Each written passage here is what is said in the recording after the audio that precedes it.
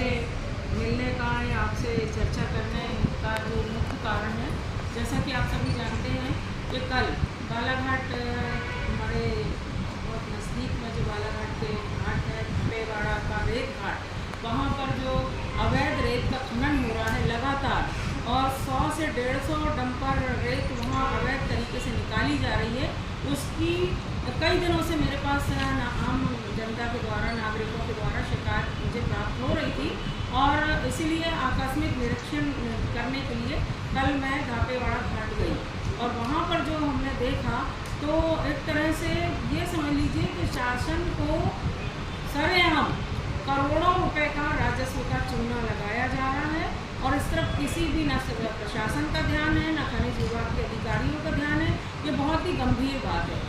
जो रेत के जो ठेकेदार हैं हमारे ज़िले के, मैं तो समझती हूँ कि सभी जानते हैं कि कौन है वो, और उनके द्वारा किस तरह से हमारे बालाघाट ज़िले की खनिज संपदा को, रेत को निकाल के और दूसरे ज़िलों में, दूसरे राज्यों में अवैध तरीके से निकाल के भेजा जा रहा है, बेचा जा रहा है। ये हम सभी लोग देख रहे हैं, और ये बात हम सबको मालूम है, और इसका विरोध भी समय समय पर हम लोगों ने किया है और हम करते रहे हैं। तो कल जब मैं गई वहाँ पर, तो हमने देखा कि ठेकेदार के लोग थे वो वहाँ पर बैठे हुए थे, लेकिन अनाधिकृत रूप से इलीगल तरीके से वो रॉयल्टी काटने का काम कर रहे थे। और मेन बात तो ये है कि वो घाट जो है अभी उसका अनुबंध नहीं हुआ है। धापेवाड़ा का जो घाट, रेत घाट है, उसका एग्रीमेंट नहीं हुआ है। तो जब एग्रीमेंट नहीं हुआ है तो वो तो फिर किसी तरह से वसूली कर ही नहीं सकते, रॉयल्टी काट ही नहीं सकते। और जो कर्मचारी बैठे थे वहाँ पर, उनसे जो हमने बात की तो वो उनमें से 2 लोग तो उत्तर प्रदेश के थे, बांदा ज़िले के, और एक लखनऊ जो सिवनी ज़िले में पड़ता है वहाँ का था। उनसे हमने जब जानकारी चाही किस तरीके से आप ये काट रहे हैं रॉयल्टी, तो उन्होंने संतोषजनक जवाब नहीं दे पाए। जब हम लोगों ने उनके कागज पत्र देखे तो समझ में आया कि आप सोचिए कि कितनी गंभीर बात है कि धापेवाड़ा घाट से रेत निकाली जा रही है, और रॉयल्टी कहाँ की काटी जा रही? खैरी खैरलांजी की। तो खैरी जो हमारा खैरलांजी जो ब्लॉक है, वहाँ पर एक गांव है, वहाँ की रॉयल्टी काटी जा रही थी। तो इसी बीच एक डंपर रास्ते से निकला, उसको हम लोगों ने रोका, तो वो भालेवाड़ा से, लामटा के पास जो भालेवाड़ा, वहाँ के घाट से वो रेत। तो ये कहने का मतलब ये है कि इतनी भारी पैमाने पर रेत की चोरी हो रही है, भ्रष्टाचार हो रहा है, किसी तरह से प्रशासन का ध्यान नहीं है।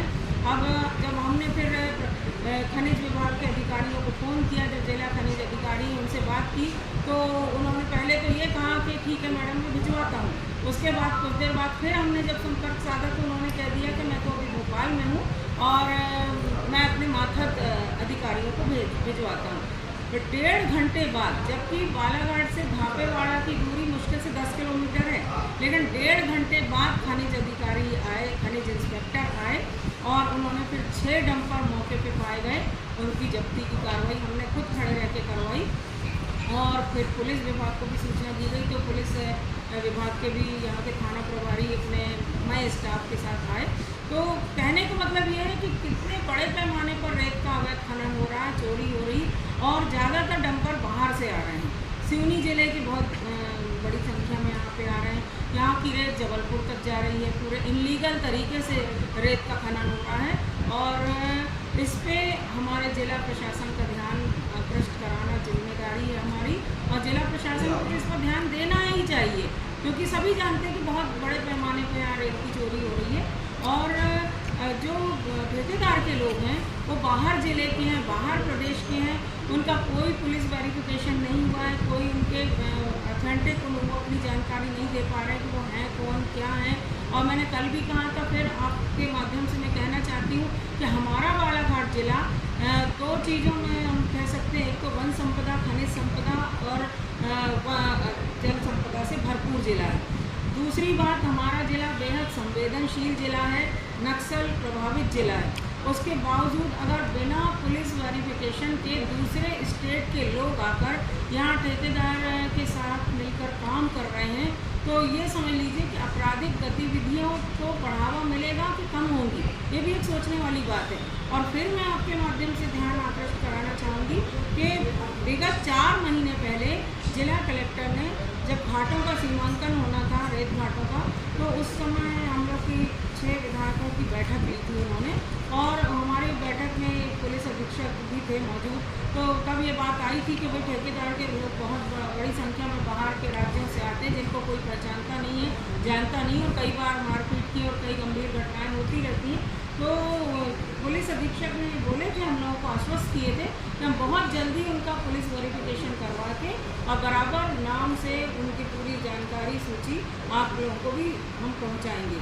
लेकिन आज बड़े अफसोस की बात है कि 6 जनप्रतिनिधि जिस बैठक में बैठे हैं पूरे बालाघाट जिले की 6 विधानसभा क्षेत्रों के, आज तक हमें पुलिस अधीक्षक कार्यालय से किसी तरह की कोई जानकारी नहीं मिली है और ना ही कोई संतोषप्रद जवाब मिला है आज दिनांक तक। तो ये भी एक बहुत गंभीर मामला है। तो मैं तो यही कहूँगी कि अवैध रेत खनन जो है वो बंद होना चाहिए, और इसके लिए हम तो लड़ाई लड़ने को तैयार हैं, निरंतर तत्पर हैं, और हमारी शुरुआत हो चुकी है। और अभी तो ज़िले के अन्य जितने भी घाट हैं जहाँ पर भी अवैध खनन हो रहा है उन सब पर रोकथाम लगाने के लिए हम जी तोड़ कोशिश करेंगे।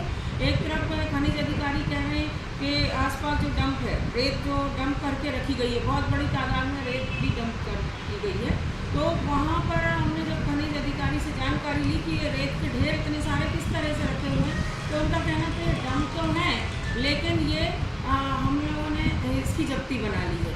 तो जब्ती बनी हुई है, इसमें किसी का कोई अधिकार नहीं है, शासन की संपत्ति है। लेकिन उसके बावजूद भी बड़ी हास्यास्पद बात है कि डंप की हुई रेत भी लोड की जा रही है डंपरों में और बाहर ले जाई जा रही है।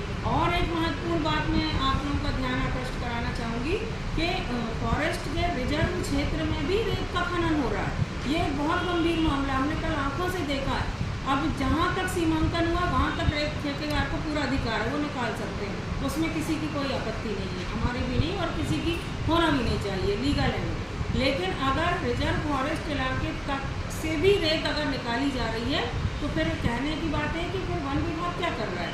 इतना बड़ा जो फॉरेस्ट डिपार्टमेंट है वो उसका ध्यान क्यों नहीं जा रहा इस तरफ? आज एक गरीब किसान, गरीब हमारे गाँव के भाई लोग जलाऊ लकड़ी के लिए अगर बैलगाड़ी से या साइकिल से एक गट्ठा लकड़ी भी ले आएंगे तो उनको फॉरेस्ट के कर्मचारी रोकेंगे, उनके साथ मारपीट करेंगे, अभद्र व्यवहार करेंगे, उनको फाइन करेंगे, उनकी जब्ती बनाएंगे, दुनिया भर से के तरह से उनको प्रताड़ित करेंगे। और आज करोड़ों अरबों रुपए की रेत इस तरह से रिजर्व फॉरेस्ट एरिया से निकाली जा रही है, तो फॉरेस्ट के अधिकारी आंख बंद करके बैठे हुए हैं।